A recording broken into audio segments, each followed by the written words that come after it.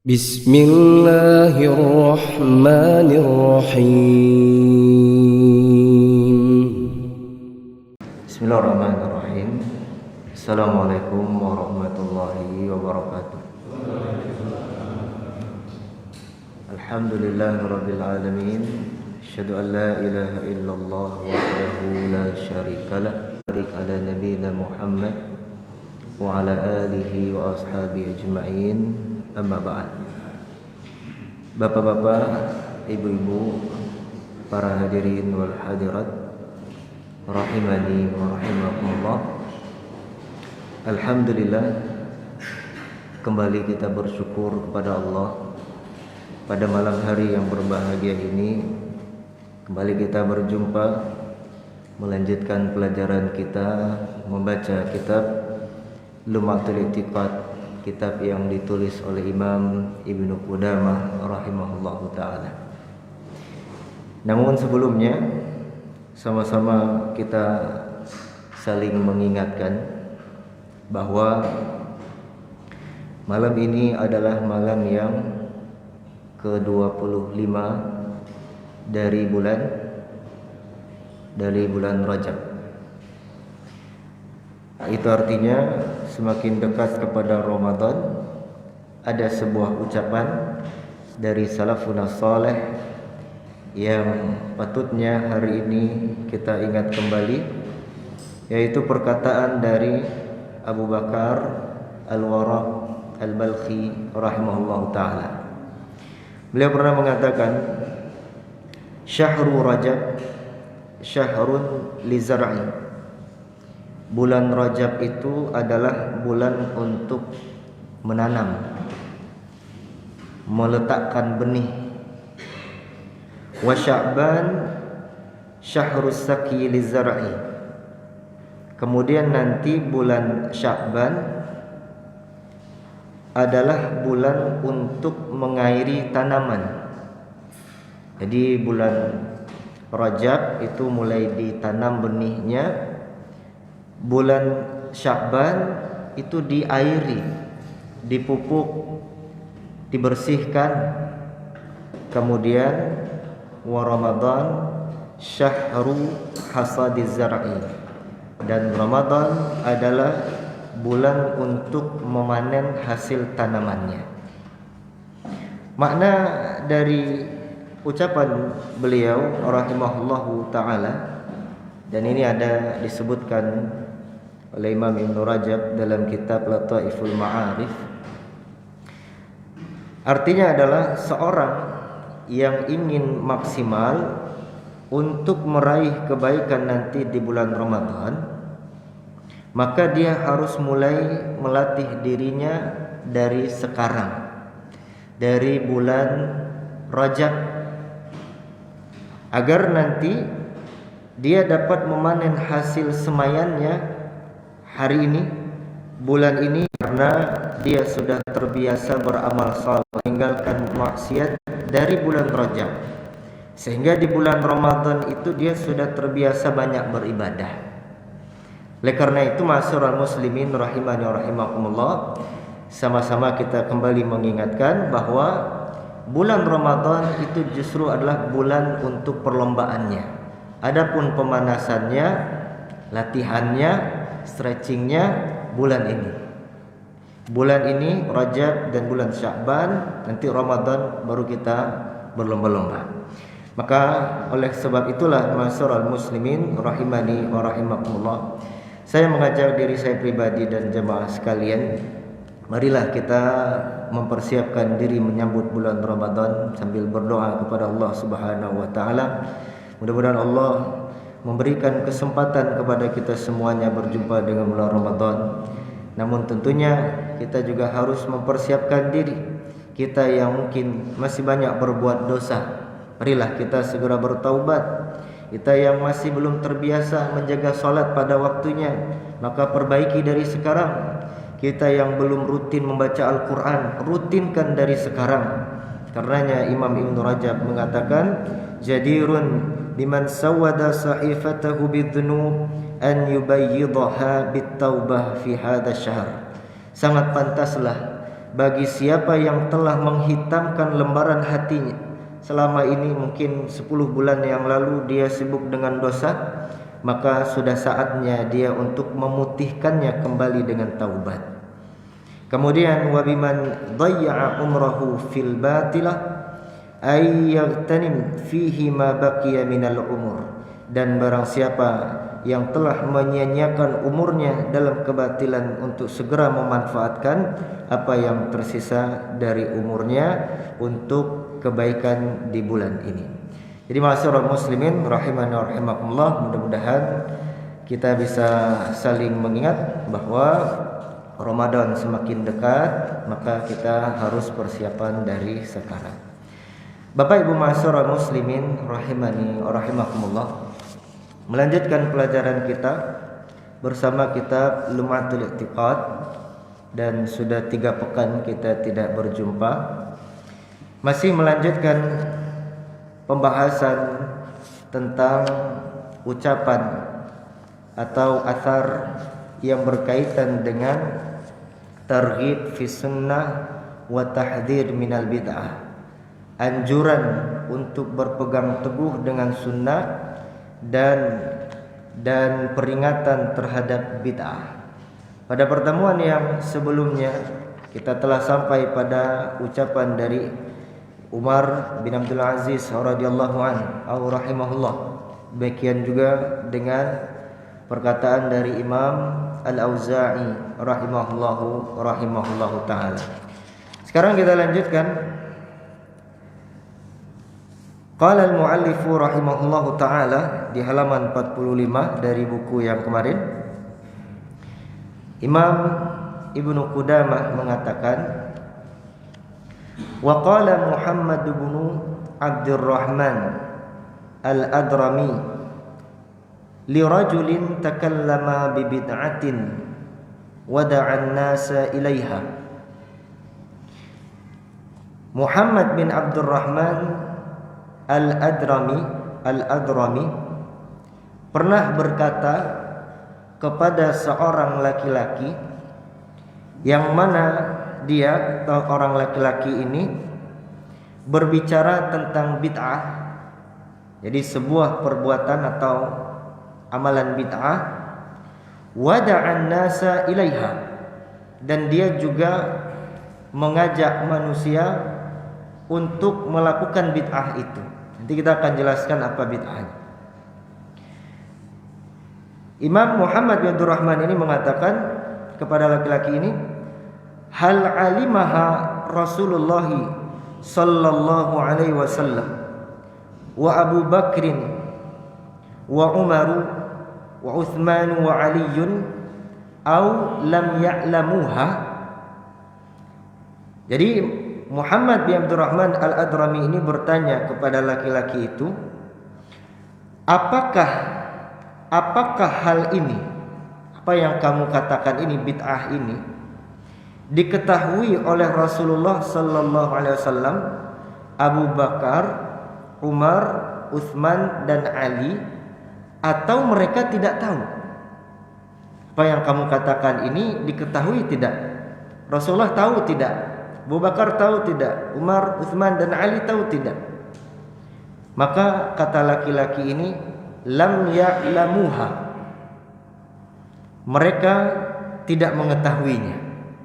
Jadi katanya Rasulullah, Abu Bakar, Umar, Utsman dan Ali tidak mengetahui apa yang dia katakan ini, bid'ah yang dia katakan ini dan dia serukan kepada manusia ini. Qala, maka Al-Adrami pun berkata, fasyai'un lam ya'lamhu haula'i a'lamtahu anta. Mungkinkah ada sesuatu yang tidak mereka ketahui tetapi diketahui olehmu? Hebat sekali kamu, kan gitu bahasanya. Rasulullah tidak tahu, Abu Bakar tidak tahu, Umar, Utsman dan Ali tidak tahu, tapi kamu tahu. Hebat sekali kamu. Maka dia pun tahu dengan kesalahannya, akhirnya dia meralat jawabannya. Qala ar-rajulu, akhirnya laki-laki itu meralat jawabannya, fa inni aqulu qad alimuha. Aku merarat jawabanku, kata dia, bahwasanya mereka mengetahuinya. Jadi aku meralat bahwasanya mereka mengetahuinya.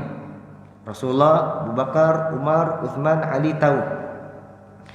Qala, kemudian Al-Adrami kembali bertanya, afa wasi'ahum alla yatakallamu bihi wa la yad'u an-nasa ilaihi am lam yasahhum?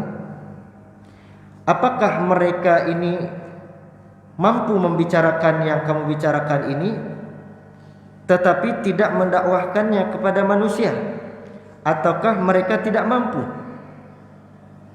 Maka kata laki-laki ini, bala wasi'ahu, bahkan mereka mampu. Iya, mereka mampu. Kemudian kata Al-Adrami, fasyai'un wasi'a Rasulullah sallallahu alaihi wasallam wa khulafa'ahu la yas'uka anta. Mungkinkah ada sesuatu yang Rasulullah sallallahu alaihi wasallam dan para khalifahnya merasa cukup, jadi tidak membicarakannya, tidak mendakwahkannya, tidak mengajak manusia untuk melakukan perbuatan tersebut, tetapi justru kamu merasa tidak cukup sehingga kamu butuh mengajak orang melakukannya, kamu butuh untuk melakukannya dan mengajak orang untuk melakukannya. Maka fanqata'a ar-rajul, akhirnya laki-laki itu pun terdiam. Faqala al-khalifatu wa kana hadiran, dan khalifah yang hadir di sana berkata, la wassa'allahu ala man lam yasa'hu ma wasi'ahum. Kata khalifah, semoga Allah tidak memberi kecukupan kepada orang yang tidak merasa cukup dengan apa yang telah membuat Rasulullah, Abu Bakar, Umar, Uthman dan Ali merasa cukup. Wa hakadha man lam yasa'hu ma wasi'a Rasulullah sallallahu alaihi wasallam wa ashabahu wat tabi'in lahum bi ihsanin wal a'immata min ba'dihim warasikhina fil ilmi min tilawati ayati sifati wa qiraati akhbariha wa imrariha kama ja'at fala wassa'allahu alaihi. Demikianlah kata Imam Ibnu Qudamah, barang siapa yang tidak merasa cukup dengan apa yang telah mencukupi Rasulullah sallallahu alaihi wasallam, para sahabatnya, para tabi'in yang mengikuti mereka dengan baik, serta para imam sepeninggalan mereka, dan orang-orang yang kokoh dan mapan dalam keilmuannya dalam membaca ayat-ayat sifat, membaca khabar-khabarnya dan membiarkannya apa adanya, maka Allah tidak akan memberi kecukupan kepadanya. Artinya tidak akan pernah merasa cukup. Ma'asyiral muslimin rahimani wa rahimakumullah. Di sini disebutkan oleh pentahqiq kitab ini bahwasanya di kisah ini ada 3 orang. Yang pertama khalifah, kemudian yang kedua Al-Adrami, dan yang ketiga lawan debatnya. Jadi ini adalah sebuah perdebatan dalam masalah akidah, tentunya antara ahlus sunnah dengan ahlul bid'ah. Imam Muhammad bin Abdurrahman Al-Adrami ini adalah seorang ulama ahlus sunnah wal jamaah. Di sini disebutkan bahwa sepertinya, kata pentahqiq kitab ini, sepertinya ini penulisannya ada yang keliru sedikit. Seharusnya dal itu adalah zal. Jadi kata pentahqiq kitab ini, ya, yang ada biografinya dan bisa ditelusuri, namanya adalah Al-Adrami, pakai zal, bukan pakai dal. Siapa beliau? Beliau adalah imam, seorang imam yang meriwayatkan dari Waqi' dan Ibnu Uyainah. Waqi' itu adalah gurunya Imam Syafi'i rahimahullahu ta'ala. Berarti Al-Adhrami ini selevel atau sezaman dengan Imam Syafi'i rahimahullahu taala. Artinya pernah sama-sama belajar. Tidak sezaman, afwan. Artinya sama-sama pernah berguru kepada Waki'. Kemudian yang pernah mengambil ilmu dari beliau adalah diantaranya Abu Dawud, Imam Abu Dawud yang mempunyai kitab Sunan Abi Dawud, kemudian juga An-Nasa'i. Berarti beliau adalah seorang ulama besar Ahlus Sunnah wal Jamaah. Kemudian yang kedua, lawan dari debatnya yang disebutkan dalam kisah ini adalah seorang yang bernama Ahmad. Dia ada dari Ahlul Bid'ah sekaligus menjadi musuh dari Imam Ahmad. Ahlul Bid'ah sekaligus menjadi musuh dari Imam Ahmad rahimahullah ta'ala. Dan yang ketiga khalifah yang dimaksud di situ adalah Al-Wathiq. Al-Wathiq billah, yaitu Harun bin Muhammad Al-Mu'tasim billah bin Harun Ar-Rasyid.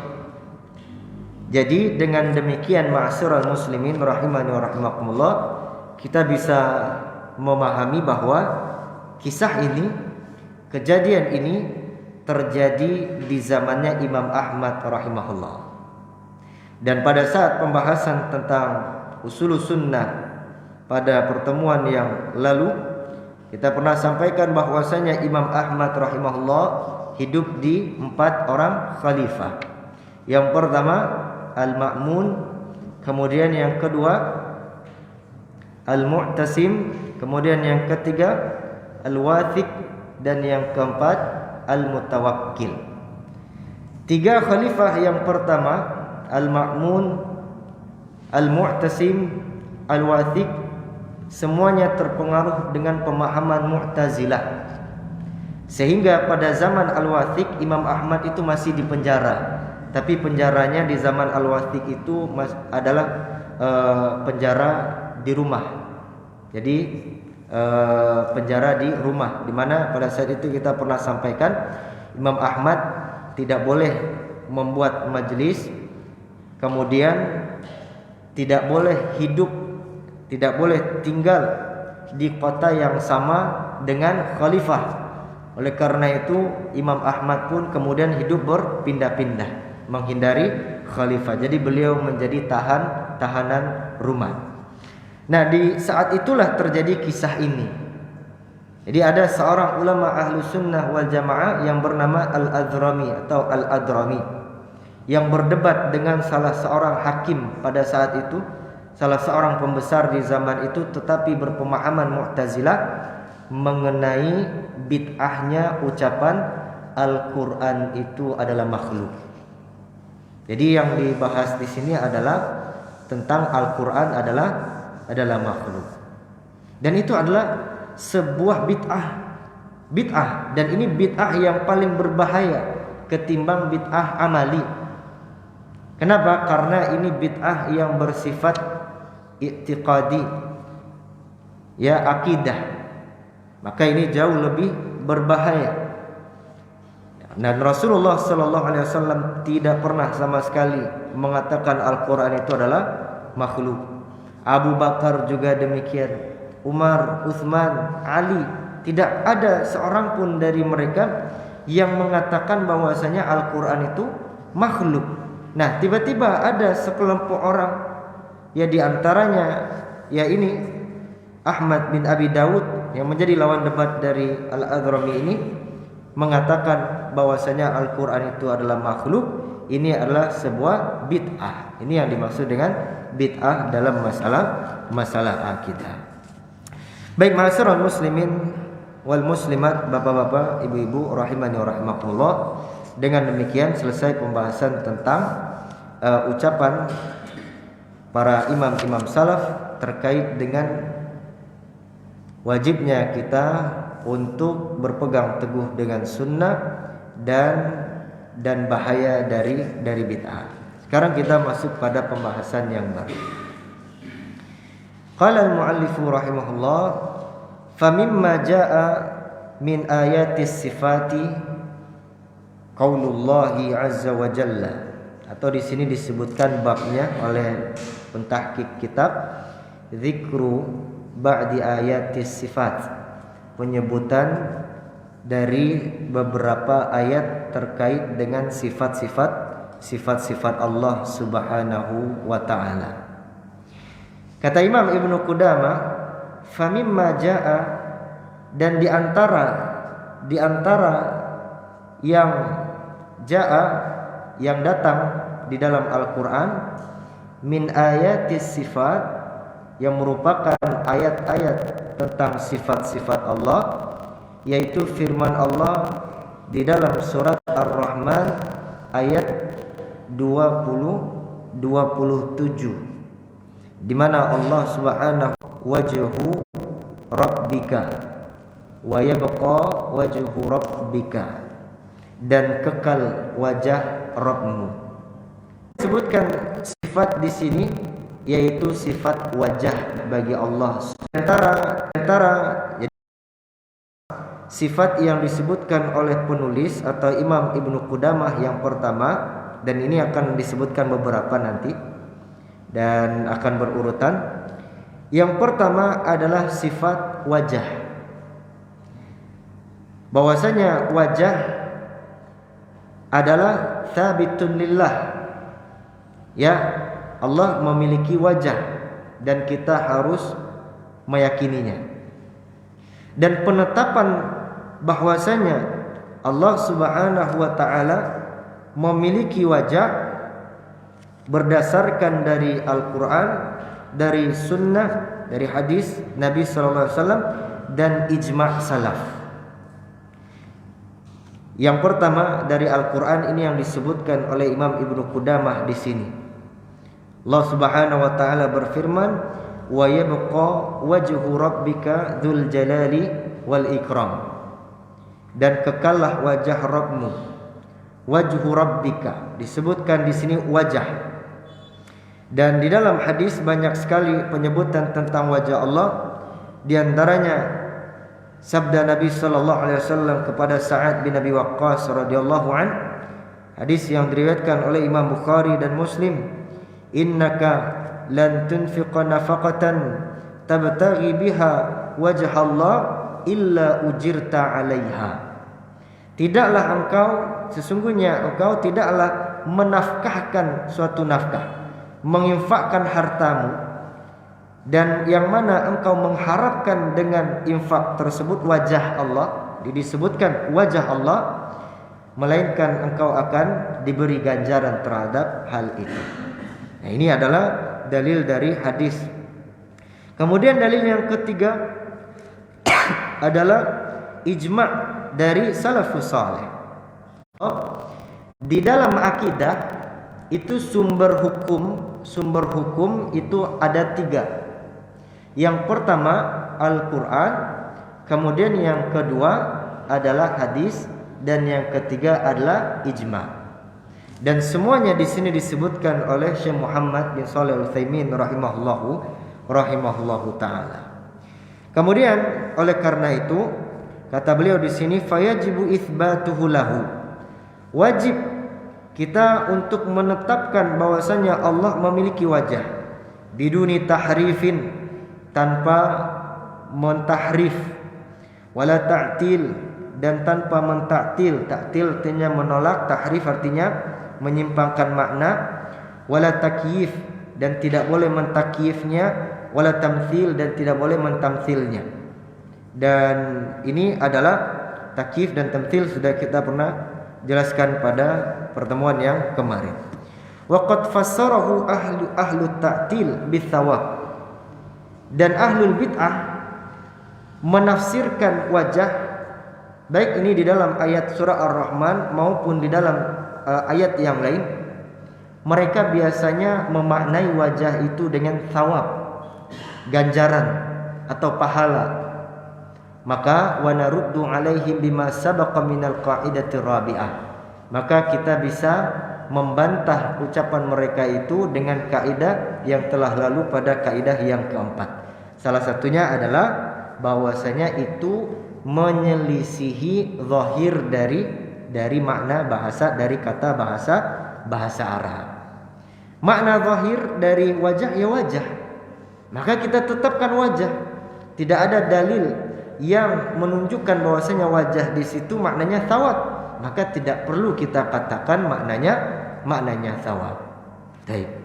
Kemudian selanjutnya wa qauluhu subhanahu wa ta'ala bal yadahu mabsutatani.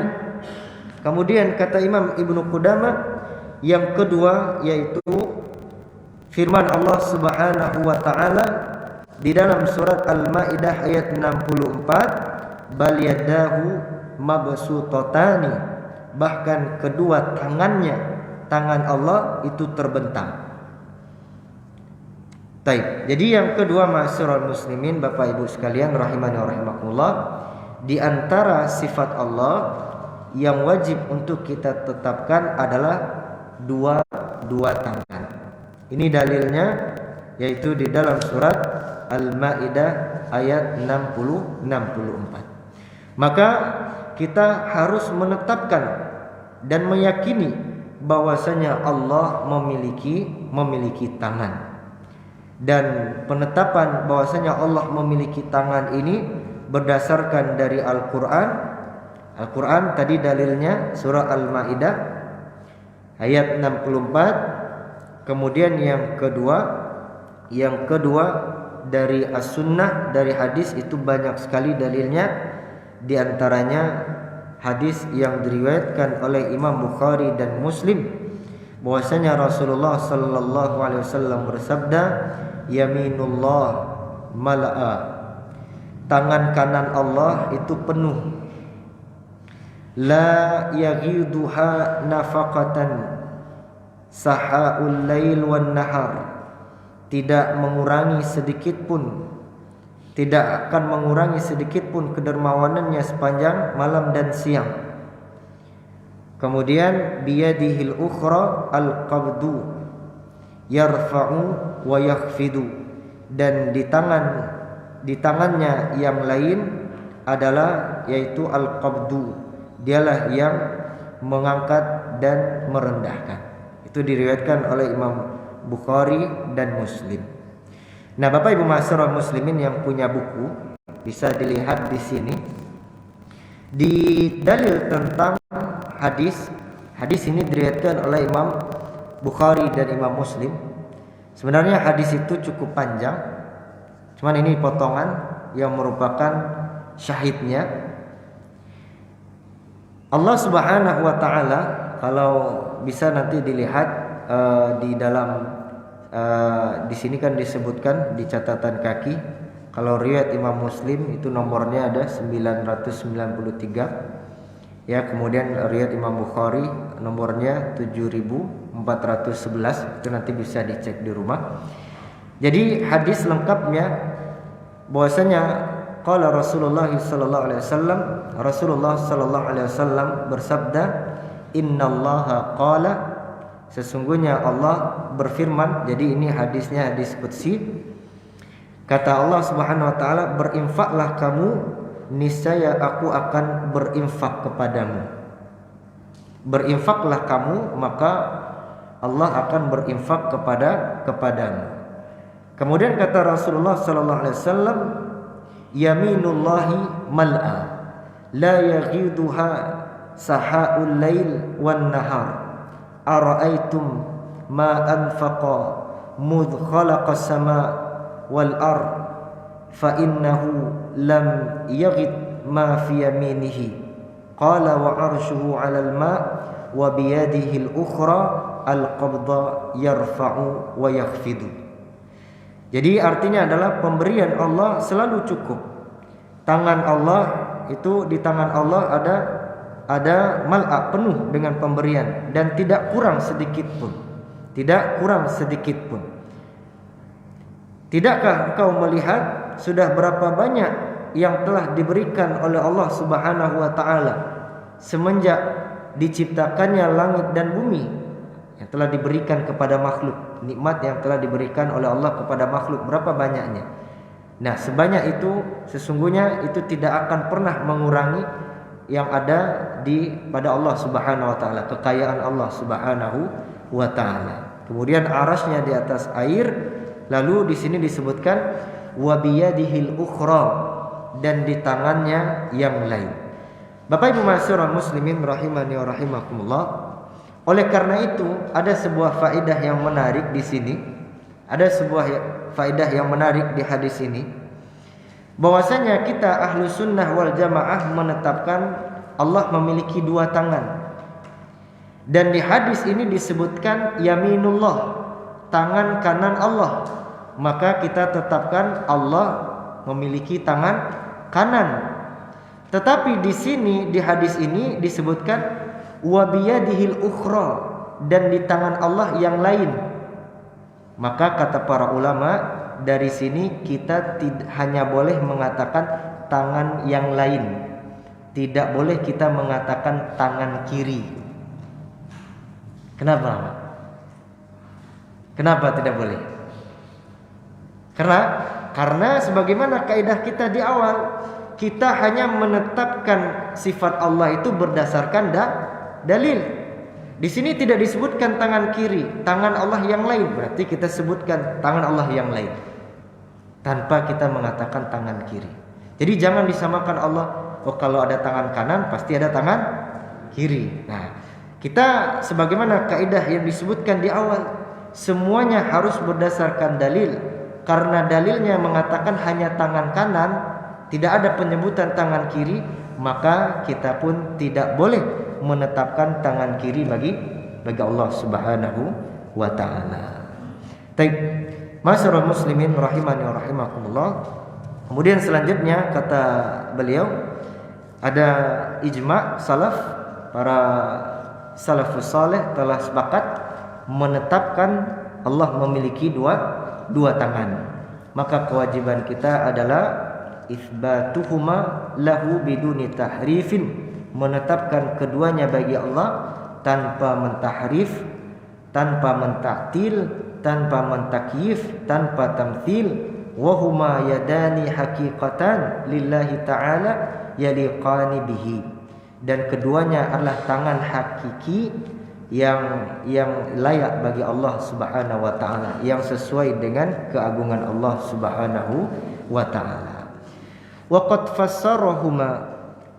fassarahuma ahlu ta'til bin ni'mah awil qudrah. Dan ahlu ta'til, orang-orang yang melakukan perubahan makna terhadap makna yad, menafsirkan atau menerjemahkan al-yad dengan an-ni'mah dan al-qudrah dan kemampuan. Jadi ma'asyiral muslimin rahimani wa rahimakumullah, dan ini banyak terjadi di dalam Al-Qur'an. Ayat-ayat tentang penyebutan tangan Allah itu banyak yang diubah maknanya menjadi nikmat Allah atau kekuasaan Allah Subhanahu wa taala. Jadi tidak diterjemahkan atau tidak dipahami dengan tangan secara zahirnya. Nah, maka kata beliau di sini, wa naruddu alaihim bima sabaqa fil qaidatir rabi'ah, dengan kaidah keempat sebagaimana yang telah lalu. Kemudian ada satu wajah lagi atau satu sisi lagi yang bisa kita tambahkan sebagai bahan bantahannya. Kalau yang tiga sisi yang lainnya itu kan sudah dipelajari di kaidah yang keempat. Salah satunya adalah kita bisa katakan ketika ada orang yang menafsirkan iyad itu dengan nikmat atau kekuasaan, kita katakan ini menyelisihi zahir dari kata bahasa Arab. Ya.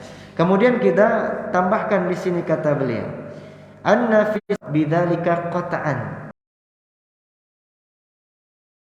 Si ayatnya terdapat sesuatu yang menghalangi untuk memaknai yad itu dengan nikmah atau kekuasaan secara pasti.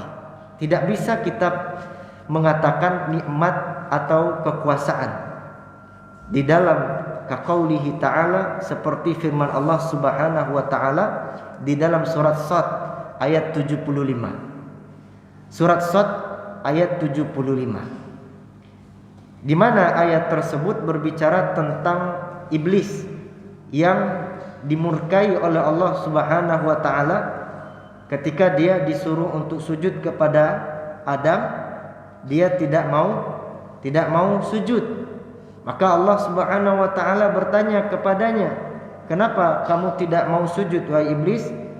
Ya, kepada lima khalaqtu biyadayya, kepada makhluk yang telah aku ciptakan dengan kedua tanganku. Di situ disebutkan biyadayya. Bisa enggak kita ubah maknanya itu dengan nikmat? Sehingga nanti maknanya, kenapa wahai iblis, kenapa kamu tidak mau sujud kepada Adam, yaitu makhluk yang telah aku ciptakan dengan nikmatku, dua nikmatku, atau dengan kekuasaanku? Tidak bisa. Kenapa? Karena kalau kita terjemahkan niat di situ dengan nikmat atau dengan kekuasaan, maka apa nanti bedanya antara Adam dengan iblis, antara Adam dengan malaikat? Bukankah iblis, jin, malaikat dan semua makhluk Allah itu diciptakan dengan kekuasaan Allah Subhanahu wa taala?